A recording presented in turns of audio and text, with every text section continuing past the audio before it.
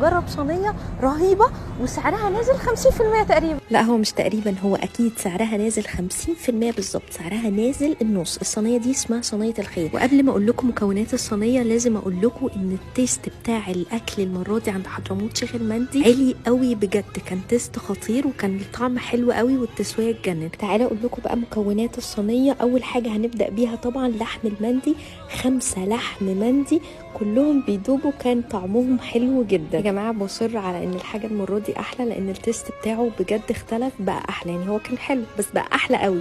ومعايا كمان في بطه جواها حمامه، البطه كانت تسويتها حلوه جدا واللحمه بتاعتها دايبه وما فيهاش اي زفاره. وطبعا بقول لكم كده لان البط مش سهل تسويته وتنظيفه بره، مش اماكن كتيره بتعرف تعمله حلو، فالبطه دي كانت حلوه قوي.